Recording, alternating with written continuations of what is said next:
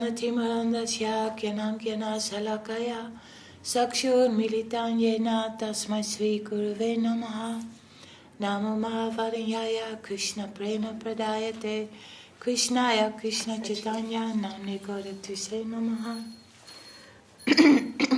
Vanshakapatarupyascha kripasindubhya evacha patitanam pavanebhyo vaishnavebhyo namo namaha. Reading from Sri Caitanya-caritāmṛta by Srila Krishnadas Kaviraj Goswami Maharaj, and the purports by Om Vishnupad Srila Bhakti Vedanta Swāmī Prabhupada. And we are at Sri Caitanya-caritāmṛta Ādi-līlā chapter 14, Lord Chaitanya's childhood pastimes. Verse 68. Being worshipped by Lakshmi, the Lord began to smile. He recited a verse from Srimad Bhagavatam and thus accepted the emotion she expressed. That is the first meeting of Lakshmi and Mahaprabhu at the Ganges when they first met each other and felt some attraction to each other, his first wife. My dear gopis, I accept you desire... Oh, this is a verse from the Srimad Bhagavatam that Mahaprabhu told Lakshmi. My dear gopis, I accept your desire to have me as your husband and thus worship me. I wish your desire to be fulfilled because it deserves to be so. After thus expressing their feelings to one another, Lord Chaitanya and Lakshmi returned home. Who can understand the grave pastimes of Lord Chaitanya Mahaprabhu? Seeing the naughty behavior of Lord Chaitanya, the neighboring people, out of love for him, lodged complaints with Sachi Mata and Jagannath Mishra. One day, Mother Sachi wanted to rebuke her son, went to catch him, but he fled from the spot. Although he is the maintainer of the entire universe, once the Lord sat upon some rejected pots in the pit where the remnants of foodstuffs were thrown, after they had been used for cooking. When Mother Sachi saw her boy sitting on the rejected pots, she protested, "Why have you touched these untouchable pots? You have now become impure. Go and take bath in the Ganges." Hearing this, Lord Chaitanya Mahaprabhu taught his mother about absolute knowledge. Although amazed by this, his mother forced him to take bath. Sometimes, taking her son with her, Mother Sachi would lie down on her bed, and she would see that denizens of the celestial world had come there, filling the entire house. Once Mother Sachi told the Lord, "Please go, call your father." Receiving this order from his mother, the Lord went out to call him. When the child was going out, there was a tinkling of angle bells from his lotus feet. Hearing this, his father and mother were struck with wonder. Jagannath Mishra said, "This is a very wonderful incident. Why is there a sound of angle bells from the bare feet of my child?" Mother Sachi said, "I also saw another wonder. People were coming down from the celestial kingdom and crowding the entire courtyard. They made noisy sounds I could not understand. It goes, I guess they were offering prayers to someone." Jagannath Mishra replied, "Never mind what it is. There is no need to worry. Let there always be good fortune for Visvarup. This is all I want." On another occasion, Jagannath Mishra, seeing the mischievous acts of his son, gave him lessons in morality after rebuking him greatly. On that very night, Jagannath Mishra dreamt that the Brahmana had come before him speaking these words in great anger. "My dear Mishra, you do not know anything about your son. You think him your son, and therefore you rebuke and chastise him." Jagannath Mishra replied, "This boy may be a demigod, a mystic yogi, or a great saintly person. It doesn't matter what he is, for I think he is only my son. It is the duty of a father to educate his son in both religion and morality. If I do not give him this education, how will he know of it?" The Brahmana replied, "If your son is a transcendental mystic boy with self-effulgent perfect knowledge, what is the use of your education?" Jagannath Mishra replied, "Even if my son is not a common man but Narayan, still it is my duty of a father to instruct his son." In this way Jagannath Mishra and the Brahmana discussed the principles of religion in the dream. Yes, Jagannath Mishra was absorbed in unalloyed parental mellow and did not want to know anything else. Being very much pleased, the Brahmana left after talking with Jagannath Mishra. And when Jagannath Mishra awakened from his dream, he was very much astonished. He related the dream to his friends and relatives, and every one of them was very much astonished to hear of it. In this way, Gaurahari performed his childhood pastimes, and day after day increased the pleasure of his parents. After some days, Jagannath Mishra inaugurated the primary education of his son by performing the Hatikadi ceremony. Within a very few days, the Lord learned all the letters and combinations of letters. This is a synopsis of the childhood pastimes of Lord Chaitanya Mahaprabhu, placed herewith in chronological order. Vrindavan Das Thakur has already elaborately explained these pastimes in his book Chaitanya Bhagavat. I have therefore made only a brief summary. Being afraid of repetition, I have not elaborated upon this subject matter.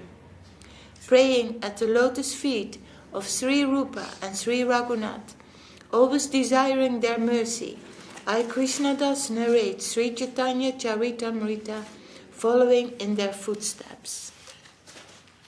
Chapter 15. The Lord's Ādi-līlā. I offer my respectful obeisances unto the lotus feet of Lord Chaitanya, because simply by offering a summonous flower at his lotus feet, even the most ardent materialist becomes a devotee. He soon became so expert in commenting on the Panji Tika that he could win victory over all the other students, although he was a neophyte. In his book Chaitanya Mangal, which later became Chaitanya Bhagavat, Srila Vrindavan Das Thakur very elaborately described the Lord's pastimes of study. One day, Sri Chaitanya Mahaprabhu fell down at the feet of his mother and requested her to give him one thing in charity. His mother replied, "My dear son, I give you whatever you ask." Then the Lord said, "My dear mother, please do not eat grains on the Ekadasi day." Mother Sachi said, "You have spoken very nicely. I shall not eat grains on Ekadasi." From that day she began to observe fasting on Ekadasi. Thereafter, seeing Visvarup, a grown-up youth, Jagannath Mishra wanted to find a girl and arrange a marriage ceremony for him. Hearing of this, Visvarup immediately left home and went away to accept sannyas and travel from one place of pilgrimage to another. When Sachi Mata and Jagannath Mishra heard of the departure of their elder son Visvarup, They were very unhappy, but Lord Chaitanya tried to console them. "My dear mother and father," the Lord said, "it is very good that Visvarup has accepted the sannyas order, for thus he has delivered both his father's family and his mother's family." Sri Chaitanya Mahaprabhu assured his parents that he would serve them, and thus the minds of his father and mother were satisfied. One day Sri Chaitanya Mahaprabhu ate betel nuts offered to the deity, but they acted as an intoxicant, and he fell down on the ground unconscious.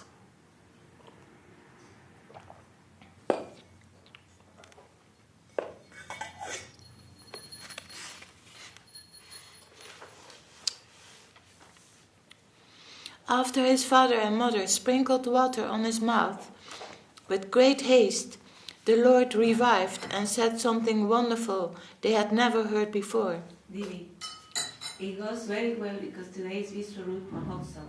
Oh, wonderful, We Jai. are reading about it. Jai, wonderful. Is this his appearance? It says Visvarup Mahotsav. Okay. The Lord said, "Visvarup took me away from here, and he requested me to accept the sannyas order." I replied to Visvarup, "I have my helpless father and mother, and also I am but a child. But what do I know about the sannyas order of life? Later I shall become a householder and thus serve my parents, for this action will very much satisfy Lord Narayan and his wife, the goddess of fortune." Then Visvarup returned me home and offered thousands and thousands of obeisances unto my mother Sachi Devī. In this way, Lord Chaitanya Mahaprabhu performed various pastimes, but why he did so, I cannot understand. Purport by Srila Swāmī Maharaj. The Supreme Personality of Godhead and his devotees who come to this world are executing a mission, and therefore sometimes they act in a way that is very difficult to understand. It is said, therefore, Vaishnavera Kriya Muda, Vignye na Bujajai. Even if one is very learned and intelligent, he cannot understand the activities of a Vaishnava. A Vaishnava accepts everything favorable for executing his mission, but foolish people, not knowing the purpose of such exalted Vaishnavas, indulge in criticizing them. That is forbidden, since no one can understand what a Vaishnava does for the purpose of executing his mission. To criticize such a Vaishnava is the offense called Sadhu Ninda.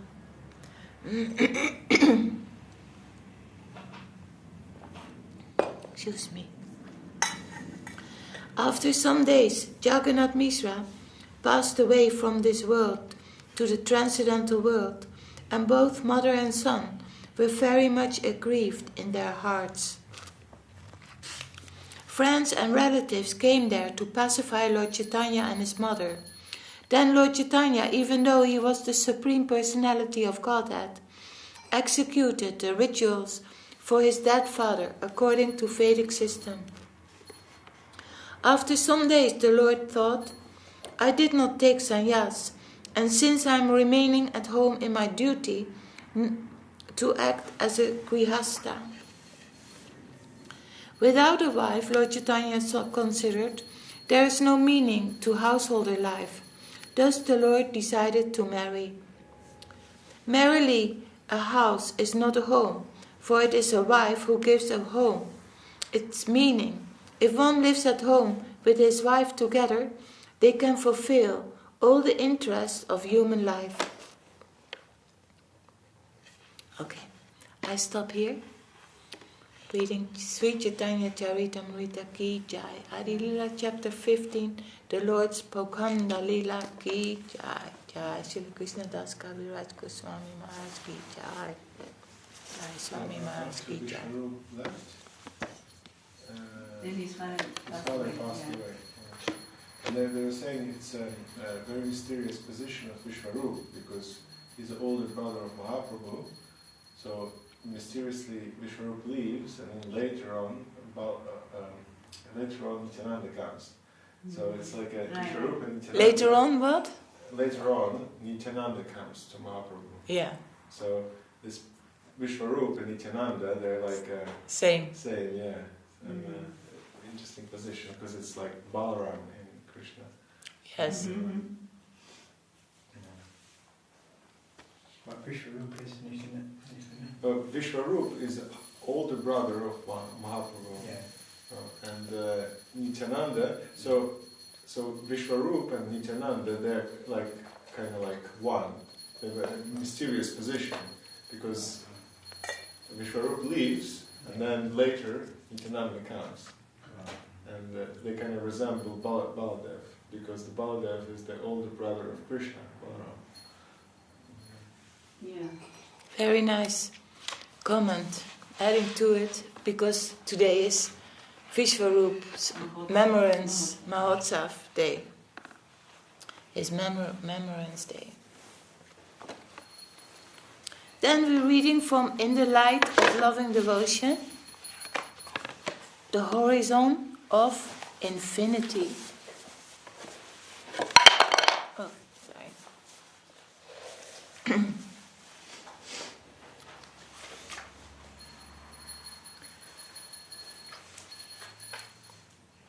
It is from chapter 10. Approval of the heart, of the inner heart. Excuse me. The sweetness of this journey also is of infinite character. As much sweetness as the soul tastes, he wants more. In this way, everything, every aspect in relation to the infinite is infinite. Unlimited. That is Vaikunta. Kunta means limit. So Vaikunta means limitless, unlimited. From the narrow, selfish conception of life, we are to merge into the wider conception of the universal flow. We may think that by doing so we will lose our position, but rather we are in the process of acquiring a higher position. So in the process of losing our ego or our self-interest, we come into another plane, and there is much more wider.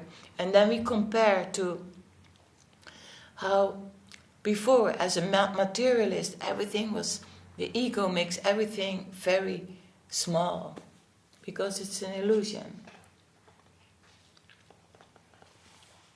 So we must proceed in this way. We must go further, go higher. This means to surrender, to die to live. In this process, we will feel that as much as we are eliminating, that we are losing our previous position, so much we are making progress. Progress means to always go forward, to move ahead. The higher taste is there, and we get more and more life. So we have to die to live. And death, so-called death, is encouraged by the gain of more vitality, more life. We can feel it. The more we die, the more we live. So we can't leave this campaign, cannot abandon it, because the taste, the inner feeling is there. In this way, all mundane attachments are naturally, gradually eliminated. The embodied being may renounce the sense objects, but the taste for them remains. But that too vanishes for the man of wisdom. In this way, the experience of higher taste, higher ecstasy, encourages us to go further. Devotion, direct experience of the Supreme Lord, and detachment from other things These three occur simultaneously for one who has taken shelter of the Supreme Personality of Godhead. In the same way that pleasure, nourishment and relief from hunger come simultaneously and increasingly with each bite for a person engaged in eating. Viraktir means abnegation, our devaluation of something and to leave it behind, and Parashanubhavo means that in front of us there is something of higher value and the conception of a higher gain through that. In other words, what we leave behind is of a lesser value, and what we gain that is more valuable.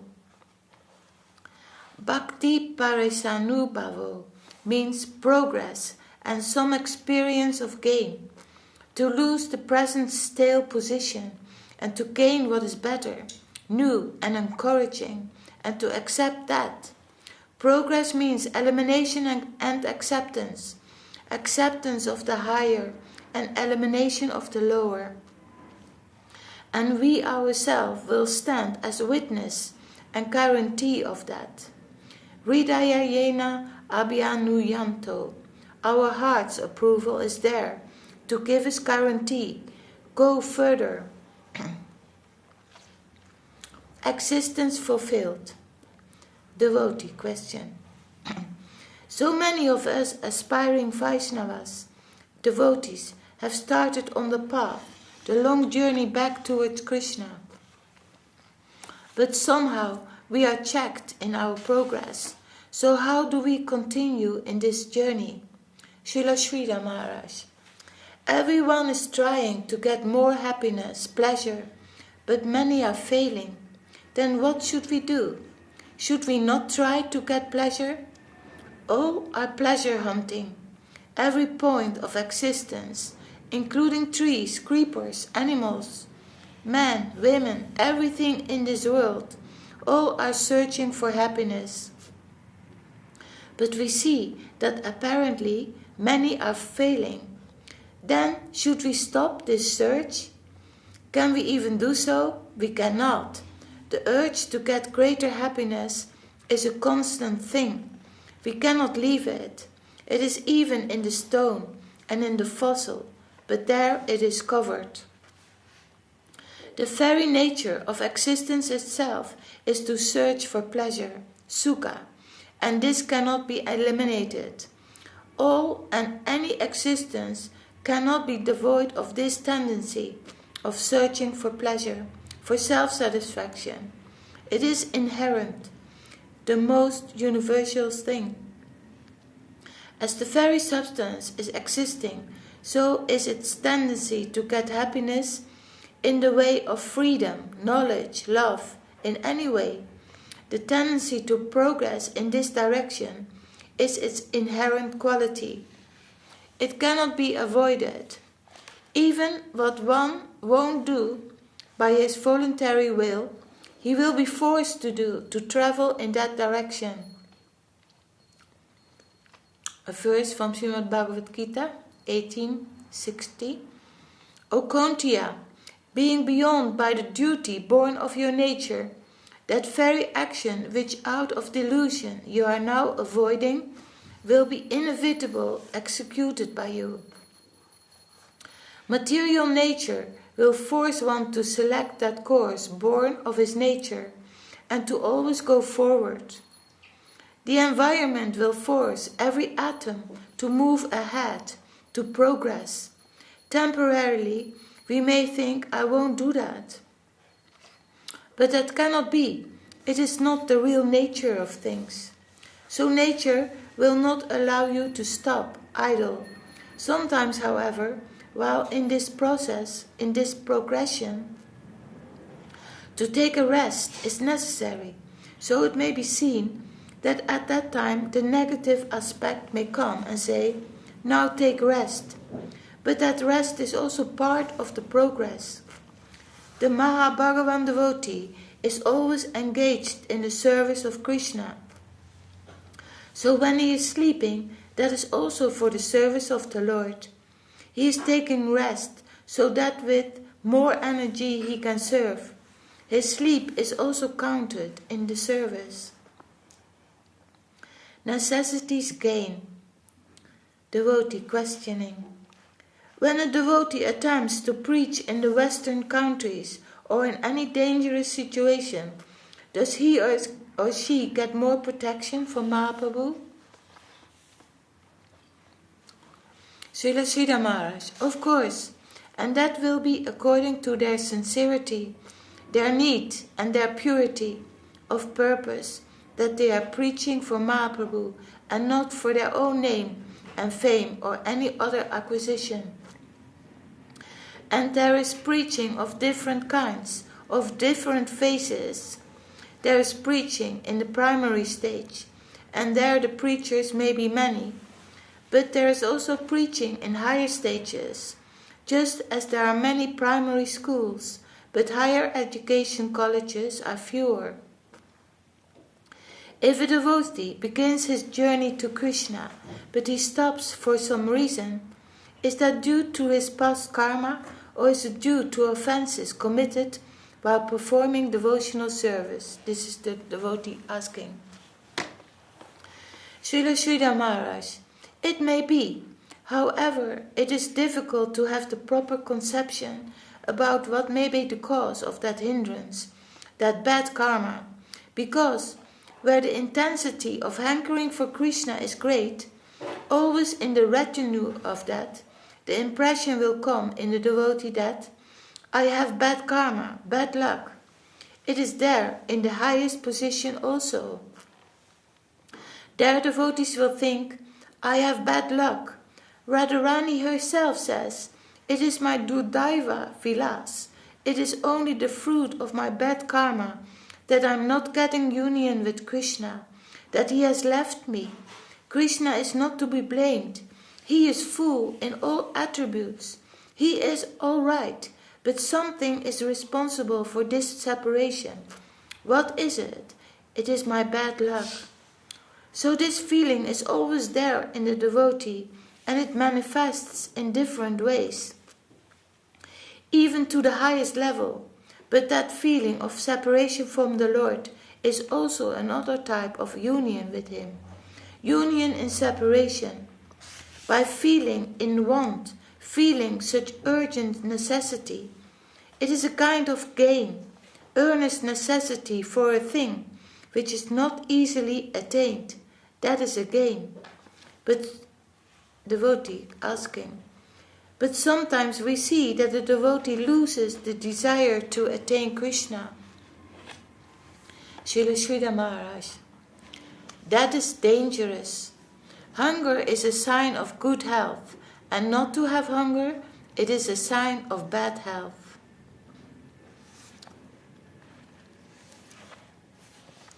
Yes. So always to be attentive what our mind is telling us, where our mind is going, to be very attentive, to keep, not to slide in anything what is not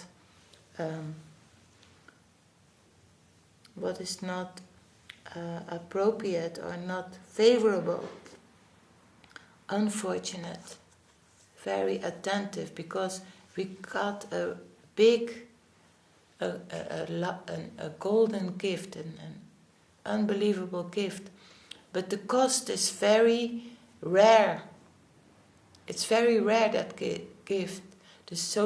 It costs highly. It's very costly, not in money, but in everything what is in our system, mentally, physically, verbally.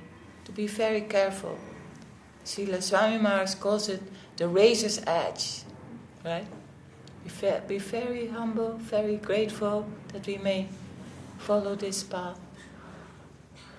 Ramananda, some addition? No, I was just thinking about what I heard the other day about that what allows us to preserve our sense of self. Balaram, or Baladev, he is responsible for that. So he is the one who facilitates that allows jiva to preserve the faulty sense of self, right? And Maya is the one which charms the jiva, who thinks of herself in a certain way. And then Guru Maharaj, he's saying this revolutionary idea that Balaram and Balaram and herself, she is the wife of the Balaram because they work together. I came across this in the lecture of Kumarash's. I think wife is a bit. I think. No, that's the word he used. And who's using that? Guru Maharaj. And then devotees come to Bhaktisiddhanta Saraswati Thakur to confirm that, and he says, yes, this is correct. I can later put you in the... Maybe you can give some reference to that lecture. Yeah. That would be nice. Yeah. But also, Balaram is very important, and he's in the form of Nityananda. He's the first entrance of a lost soul. Yeah. He gives the first entrance. And then we come to the lotus feet of our Gurudev, right? And our Gurudev takes over actually from there, because he has so much information to set us on the right path and gives us the guidelines. Yeah. And we, our darshan with that pure Vaishnava, that is physically, we need a physical presentation of that spiritual, of these spiritual personalities that we have gained in the material Yeah, you see world. that this wrong sense of self, like the roles we take in this world, it's a necessary part for us to be individuals. In order to be an individual, you have to think of yourself in a certain way, and then that's like a necessary part in that sort of evolution, you know. But think of the self, but as something. What do you say?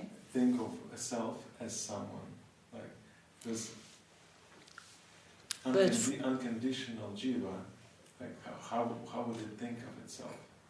I find it very difficult to think. First of all, I don't want to think, right? I don't want to have my mind taking a very important position in my day-to-day life. So I don't want to think. I rather want to follow. And to think of myself where I am or who I am, I find it very, very difficult. I find it not even so important, because I don't know anyway. And who I am, I know I'm a fallen soul. I'm very low and fallen, and I just want to be connected with my Gurudev and with service, and where I go or who I am, as long life after life, to be engaged with that connection of a pure Vaishnava. I cannot think so much. I'm maybe... I don't want the mind too much in my life, really. You know what I'm saying? Yeah. That's different than relishing or reflecting or reading or... I rather want... because it's difficult to get the mind out, or any false concocted ideas that I have had. Not so much to think about these things.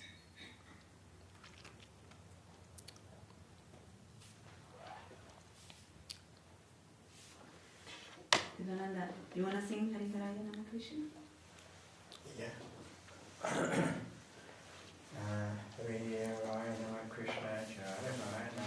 Hari Haraya Nama Krishna Yadavaya Namaha. Hari Haraya Nama Krishna Yadavaya Namaha. Yadavaya Madhavaya Keshavaya Namaha.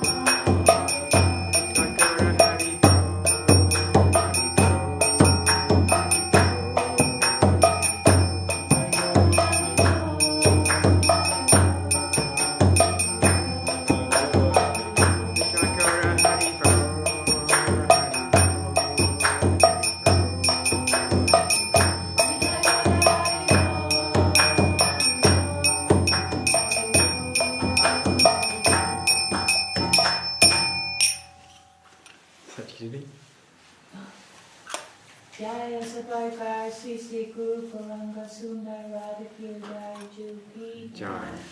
Om Vishnu Patsi Bhakti Sundar Govinda Dev Swāmī Maharaj Ki Jai. Om Vishnu Patsi Bhakti Rakaksi Dev Swāmī Maharaj Ki Jai. Bhagavati Bhakti Siddhanta Saraswati Thakur Ki Jai. Sri Rupa Nupa Guru Bhaka Ki Jai. Namacharya Śrīdhar Thakur Ki Jai. Sri Caitanya-caritāmṛta Sri Acharya Vinda Ki Jai. Om Vishnu Patsi Bhakti Vedanta Swāmī Prabhupada Ki Jai. Grantharaj Srimad Bhagavatam Sri Caitanya-caritāmṛta Sri Chaitanya Mangal Ki Jai. Jai Sri Krishna Das Kaviraj Goswami Maharaj Ki Jai. Sri Visvarup Mahotsav Ki Jai. Sri Caitanya-caritāmṛta Ki Jai. Sri SCSMath London chapter Ki Jai. All glories to the assembled devotees Ki Jai. All glories to the world devotees Ki Jai. Harinam Sankirtan Ki Jai. Jai